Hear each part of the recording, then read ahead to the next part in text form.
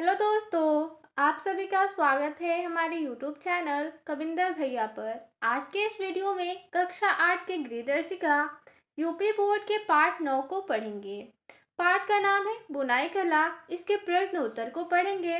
तो देखिए दोस्तों, पहला प्रश्न दिया है बहुविकल्पीय प्रश्न। सही विकल्प के सामने दिए गए गोल घेरे को काला करिए। पहला प्रश्न है इसमें, बच्चों के स्वेटर के लिए ऊन का प्रयोग किया जाता है। क विकल्प है भारी, ख विकल्प है हल्का, ग है मुलायम और घ है ख एवं ग। तो बच्चों के स्वेटर के लिए किस प्रकार का ऊन का प्रयोग किया जाता है? तो इसमें से सही विकल्प हो जाएगा हल्का और मुलायम, यानी घ नंबर विकल्प। ठीक है, ख और ग। आगे है प्रश्न नंबर 2। ऊनी वस्त्र पहने जाते हैं। क विकल्प है गर्मी में, ख है जाड़े में, ग है बरसात में और घ विकल्प है उपर्युक्त में से कोई नहीं। तो ऊनी वस्त्र कब पहने जाते हैं? तो इसका सही विकल्प हो जाएगा विकल्प ख, जाड़े में। तो इसके आगे गोल घेरे को काला कर देंगे। आगे है दूसरा प्रश्न, अति लघु उत्तरीय प्रश्न। क नंबर प्रश्न है इसमें, बुनाई के लिए सबसे आवश्यक वस्तु क्या होती है?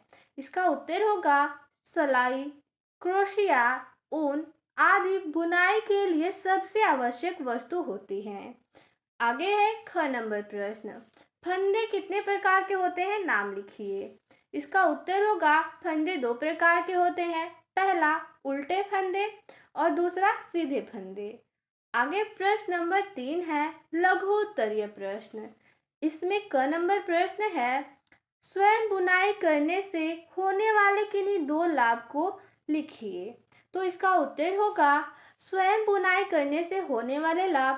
पहला लाभ होगा अपने मनपसंद रंग, डिजाइन और आकार के वस्त्र बना सकते हैं।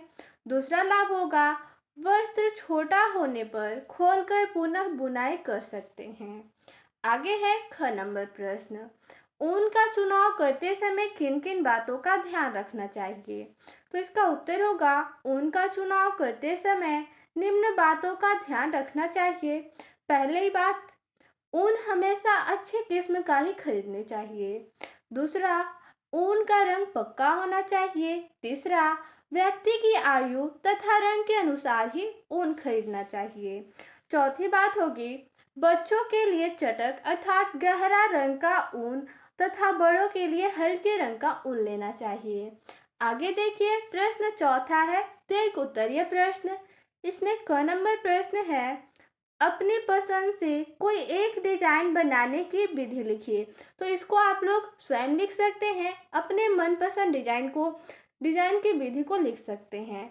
तो यहाँ पर हमने अपने पसंद का लिखा है और आप अपने पसंद का लिख सकते हैं। देखिए यहाँ पे कल खजूरे की बुनाई या छड़ीदार बुनाई।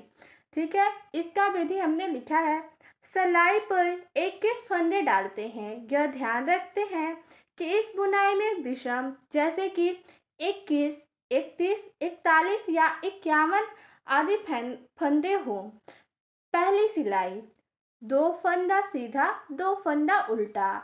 इसी प्रकार पूरी सिलाई बुनने पर अंत में एक फंदा बचेगा जिसे सीधा बुनते हैं। दूसरी सिलाई अर्थात उल्टी ओर से इसका होगा 2 फंदा सीधा, 2 फंदा उल्टा बुनते हैं। अंतिम एक फंदा सीधा बुनते हैं।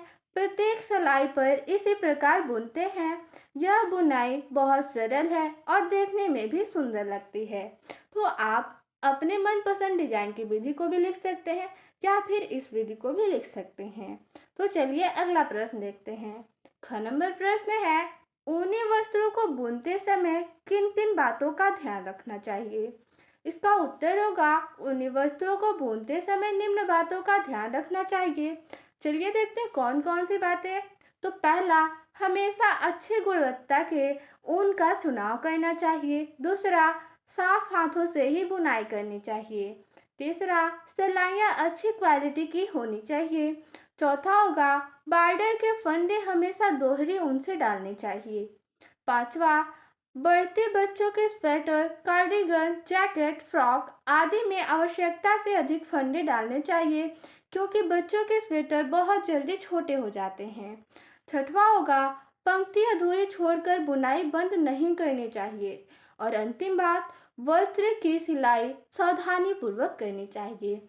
तो इस पार्ट में इतना ही प्रश्न था। मिलते हैं अगले वीडियो में। धन्यवाद।